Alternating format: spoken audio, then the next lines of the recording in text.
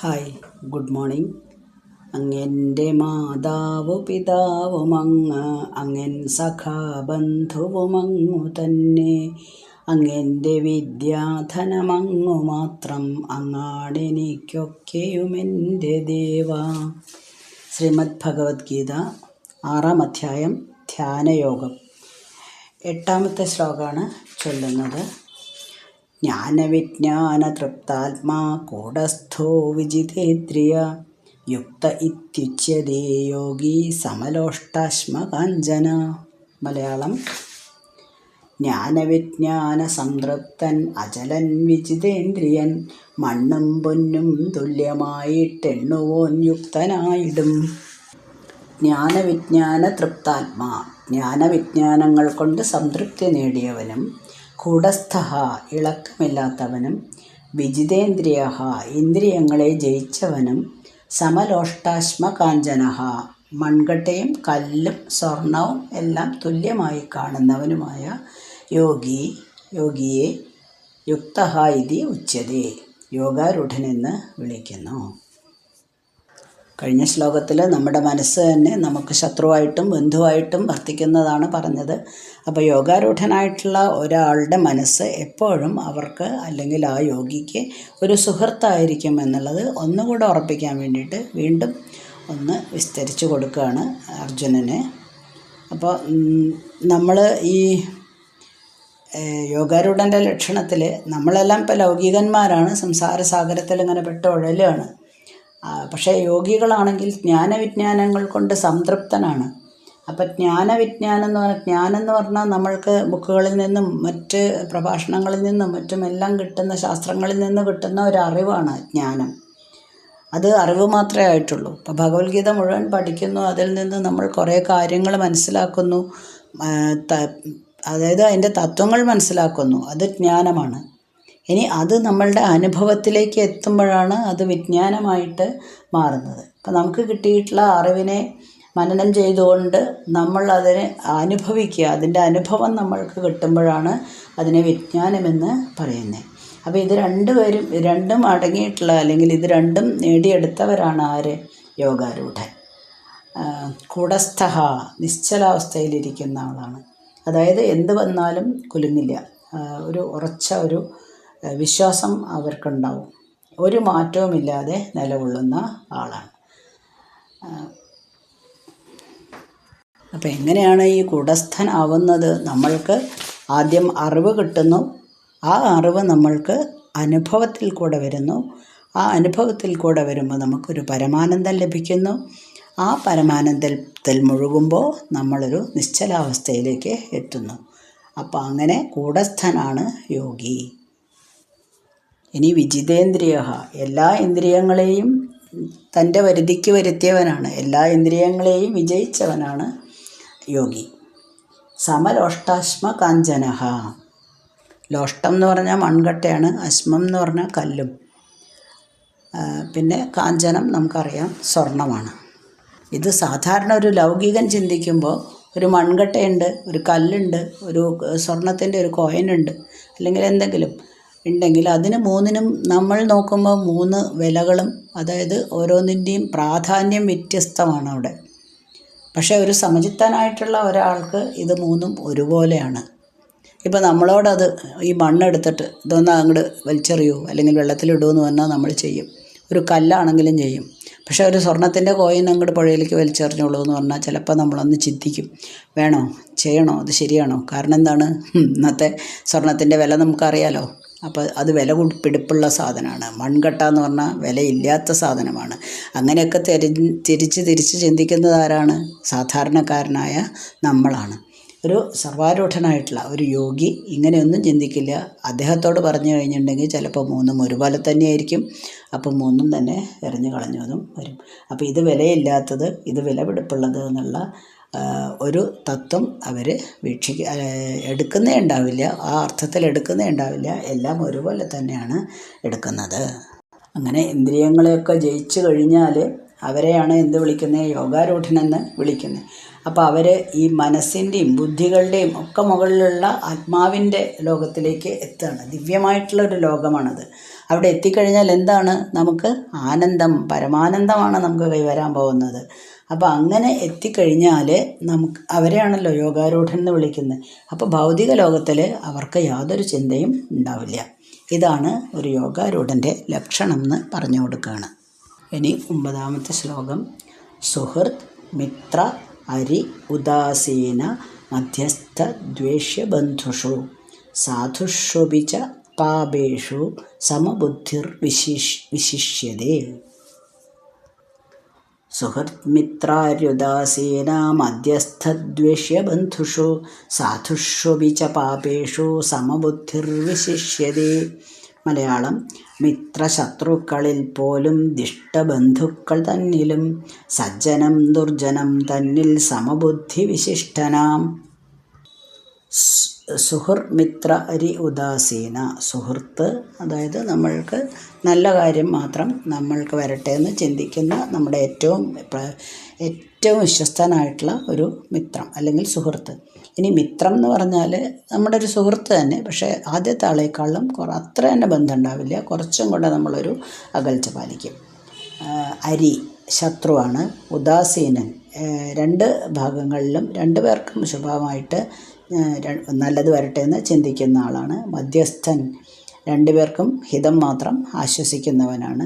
ദ്വേഷ്യൻ നമ്മൾക്ക് വെറുപ്പ് സൃഷ്ടിക്കുന്ന ആളാണ്. ബന്ധു നമ്മുടെ ബന്ധുക്കളാണ്.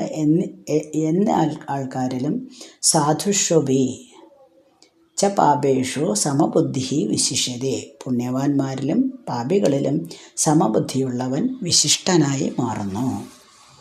അപ്പോൾ ലോകത്തിലുള്ള എല്ലാ വസ്തുക്കളെയും സമമായി കാണുന്നു.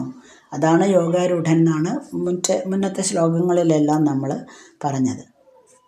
ആ യോഗി സമദർശിയാണ് ആ യോഗി. അപ്പോൾ സഹജീവികളെ എങ്ങനെയാണ് അദ്ദേഹം കാണുന്നത് എന്നുള്ളത് ചിന്തിച്ചാൽ എല്ലാം മിഥ്യയാണ്. അപ്പോൾ ആരെയും സഹായിക്കേണ്ട ആവശ്യമൊന്നുമില്ല. ഇതൊന്നും എന്നെ ബാധിക്കില്ല എന്ന് പറഞ്ഞ് ആരെയും സഹായിക്കാതെ ലോകസേവ ചെയ്യാതെ കണ്ണടച്ച് ധ്യാനത്തിലിരിക്കുന്നവനാണോ എന്നൊരു സംശയം വന്നാൽ അതിൻ്റെ ഉത്തരമാണ് ഇവിടെ വരുന്നത്. അല്ല. മിത്രമെന്നില്ല, ശത്രു എന്നില്ല, ഉദാസീനൻ എന്നില്ല, മധ്യസ്ഥനോ, ഇനി ഇവരെല്ലാം വേർതിരിച്ച് കാണാതെ എല്ലാവരെയും ഒരേപോലെ സ്നേഹിക്കുക എന്നതാണ് ഒരു ബ്രഹ്മനിഷ്ഠൻ്റെ സ്വഭാവം. ഒരു പാപിയാണെങ്കിൽ പോലും അയാളെപ്പോലും വെറുക്കാൻ പറ്റില്ല. കാരണം പാപിയിലും എന്താണ്, പരമാത്മാവിനെയാണ് അവർ കാണുന്നത്. എന്തോ ഒരു അജ്ഞാനം കൊണ്ടായിരിക്കാം അദ്ദേഹം തെറ്റ് ചെയ്തത് അല്ലെങ്കിൽ പാപിയായി മാറിയത് എന്ന് ചിന്തിക്കുന്നവരാണ്. പാപത്തെയാണ് വെറുക്കേണ്ടത്, അല്ലാണ്ട് പാപിയെ അല്ല.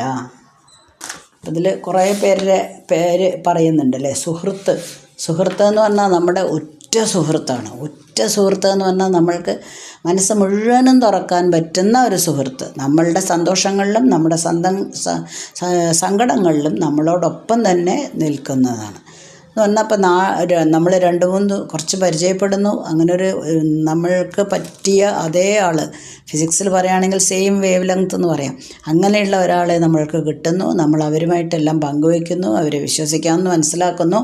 അങ്ങനെയുള്ള ഒരാളെ പിന്നെ നമുക്ക് പെട്ടെന്ന് ഒരു 5-6 ദിവസം കാണാതിരുന്നാൽ എന്തോ ഒരു അസ്വാസ്ഥ്യം അനുഭവപ്പെടും. കാരണം അത്രയും നല്ല സുഹൃത്തായിരുന്നു അദ്ദേഹം.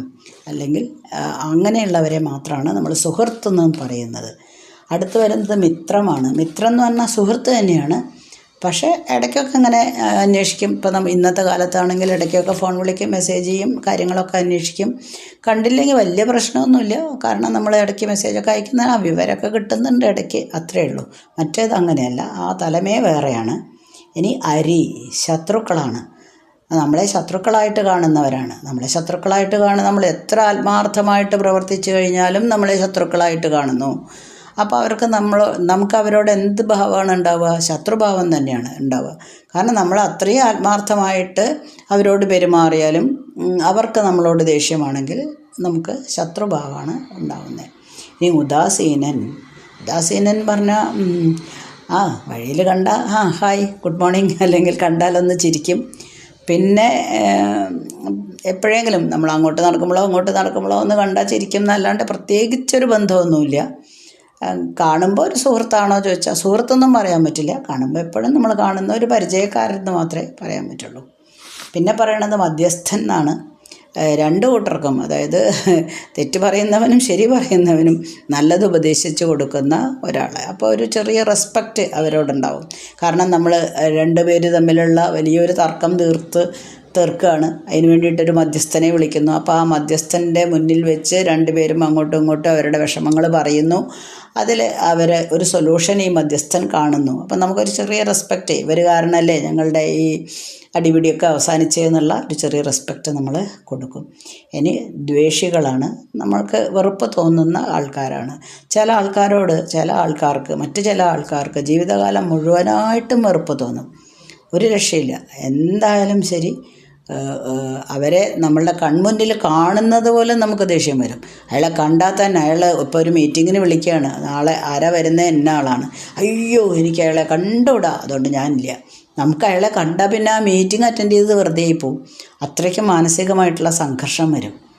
അങ്ങനെയുള്ള ആൾക്കാരുണ്ട്. ചിലരല്ലേ ഇപ്പോൾ ഇന്നത്തെ തലമുറയിൽ പറയുകയാണെങ്കിൽ, ഇപ്പം ഒരു ആൺകുട്ടിയും ഒരു പെൺകുട്ടിയും കൂടെ ലവ് അഫെയറായി അവർ കല്യാണം കഴിച്ചാൽ ചിലപ്പം ഏതെങ്കിലും ഒരാളുടെ വീട്ടുകാരോ ചിലപ്പോൾ രണ്ടുപേരുടെ വീട്ടുകാരോ അവരെ അങ്ങോട്ട് എഴുത്തി തള്ളി വിടുന്ന പോലെ വിടുകയാണ്. ഇനി ഞങ്ങൾ ഈ വീട്ടിൽ കയറ്റില്ല എന്നൊക്കെ പറഞ്ഞിട്ട്. അപ്പോൾ അവർക്ക് ഇവരെ കാണുന്നതും ഇവർക്ക് അവരെ കാണുന്നതും, അച്ഛനമ്മമാരെ കാണുന്നത് അങ്ങോട്ട് വെറുപ്പ്, തിരിച്ച് അച്ഛനമ്മമാർക്ക് ഇവരെ കാണുന്നത് വെറുപ്പ്. പിന്നെ എത്രയോ കാലങ്ങളെടുക്കും ചിലപ്പോൾ അവരൊന്ന് ഒന്നിക്കാൻ. ചിലപ്പോൾ അവരുടെ അച്ഛൻ്റെയും അമ്മയുടെയും ജീവിതകാലം മുഴുവനായിട്ടും, അല്ലെങ്കിൽ മക്കൾ അവരുടെ ജീവിതകാലം മുഴുവനായിട്ട് ഞങ്ങൾ അങ്ങോട്ട് പോകുന്നേ ഇല്ല എന്നൊക്കെ പ്രസ്താവിക്കുന്നവരെ എത്തും. അത് വെറുപ്പാണ്. ആ വെറുപ്പ് വന്നു കഴിഞ്ഞാൽ പിന്നെ നമുക്ക് ഒന്നും ചെയ്യാൻ പറ്റില്ല. പിന്നെ ഇതുപോലെ കൗൺസിലിങ്ങും അതൊക്കെ കഴിഞ്ഞ് കഴിഞ്ഞാൽ ചിലപ്പോൾ അവരുടെ ജീവിത പരിചയത്തിൽ നിന്ന് ചിലപ്പോൾ മനസ്സിലാക്കും ഈ ചെയ്യുന്നതൊക്കെ തെറ്റാണെന്ന്. അപ്പോൾ ചിലപ്പോൾ ഇവർ തമ്മിൽ ഒത്തൊന്നും വരും. ഇനി ബന്ധു, നമ്മുടെ സാധാരണയായിട്ടുള്ള ബന്ധുക്കൾ, നമുക്ക് ഹിതം ഉപദേശിക്കുന്നവരും ഉണ്ടാവാം, അഹിതം ഉപദേശിക്കുന്നവരും ഉണ്ടാവാം. പിന്നെ പുണ്യം ചെയ്യുന്നവർ, പാപം ചെയ്യുന്നവർ, ഇത്രയും പേരെ പറ്റിയിട്ടാണ് പറഞ്ഞത്. അപ്പോൾ ഈ സാക്ഷാത്കാരം നേടിയ ഒരു ജ്ഞാനിയാണെങ്കിൽ ഇതിലെല്ലാറ്റിലും, പുണ്യം ചെയ്ത ആളാണെങ്കിലും പാപം ചെയ്യുന്ന ആളാണെങ്കിലും എല്ലാറ്റിലും ഞാനാണ്, അല്ലെങ്കിൽ ഒരു പരമാത്മാവ് എന്ന നിലയ്ക്ക് നമ്മൾ ചിന്തിക്കുക. അതായത് നമ്മൾ ആ യോഗി എന്ന് പറയുമ്പോൾ ആ സ്ഥാനത്തേക്കാണല്ലോ നമ്മൾ ചിന്തിക്കുന്നത്. അപ്പോൾ ഇവരെല്ലാവരെയും തന്നെ നമുക്ക് ക്ഷമിക്കാനായിട്ട് പറ്റും. അപ്പോൾ എല്ലാവരോടും, ഈ പറഞ്ഞ എല്ലാവരോടും ഒരേപോലെയാണ് പെരുമാറുക. അത് സുഹൃത്തായാലും വേണ്ടില്ല, മിത്രമായാലും വേണ്ടില്ല, ശത്രു ആയാലും വേണ്ടില്ല, ബന്ധുവായാലും വേണ്ടില്ല, എല്ലാവരോടും ഒരുപോലെ. ആരോടും അധികം അടുപ്പമില്ല, ആരോടും തന്നെ അധികം വെറുപ്പമില്ല, ഒരേപോലെ തന്നെ പെരുമാറും. കാരണം എന്താണ്? എല്ലാവരിലും എന്താണ് അവസാനം നിലനിൽക്കുന്നത്? ബ്രഹ്മം. എല്ലാവരും ബ്രഹ്മത്തിൻ്റെ ഒരംശം മാത്രമാണെന്ന് ആ ബ്രഹ്മജ്ഞാനി മനസ്സിലാക്കുന്നു. ഈ ഞാനും ആ മറ്റുള്ളവരും തമ്മിൽ യാതൊരു വ്യത്യാസവും ഇല്ല. എല്ലാവരും എൻ്റെ തന്നെ രൂപഭേദങ്ങളാണ്. എങ്ങനെയാണത്രേ ജ്ഞാനി ചിന്തിക്കുന്നത്. അപ്പോൾ ഈ അവസ്ഥയിലേക്ക് നമ്മൾക്ക് എല്ലാവർക്കും എത്തണമെന്ന് ആഗ്രഹമുണ്ട്. പക്ഷേ കുറച്ച് ബുദ്ധിമുട്ടാണ്. കാരണം ഇപ്പം നമ്മളൊരു സിനിമയൊക്കെ കാണുകയാണെങ്കിൽ, ഇപ്പം നമ്മൾ ഒരു സാധകനാണ് ചെയ്യുന്നത് വെച്ചാൽ എല്ലാവരും ഒരേപോലെയാണ് കാണുന്നത്. കാരണം അവൻ്റെ സമബുദ്ധി കാരണം എല്ലാവരെയും ഒരുപോലെ കാണാനുള്ള കഴിവ് അവർക്ക് ഉണ്ട്. അപ്പോൾ സിനിമയൊക്കെ കാണുമ്പോൾ നമുക്ക് ചിലപ്പോൾ ചില കഥാപാത്രങ്ങളോട് ഭയങ്കരമായിട്ടുള്ള ഇഷ്ടം തോന്നും. അതേ സ്ഥലത്ത് തന്നെ വില്ലന്മാരായിട്ട് പ്രത്യക്ഷപ്പെടുന്നവരോടോ ഭയങ്കര ദേഷ്യവും തോന്നും. ശരിക്കും അവർ വില്ലൻ എന്ന് പറഞ്ഞാലും അവരുടെ സ്വഭാവം നല്ലതായിരിക്കാം. അവർ തങ്ങളുടെ കഥാപാത്രത്തെ 100% മികവുറ്റതാക്കാൻ വേണ്ടിയിട്ട് അങ്ങനെ അഭിനയിക്കുകയാണ് ചെയ്യുന്നത് എന്ന് വിചാരിച്ച് അവർ വില്ലനല്ല. അവർക്ക് അങ്ങനെ അഭിനയിക്കേണ്ടത് അവരുടെ കാര്യമാണ്. നമുക്ക് അതേപോലെ തന്നെയാണ് അല്ലെങ്കിൽ ചില ആൾക്കാരോട് ചിലപ്പോൾ നായകനാവണമെന്നില്ല, ഉപനായകനായിരിക്കും ചിലപ്പോൾ നമുക്കിഷ്ടം കൂടുക.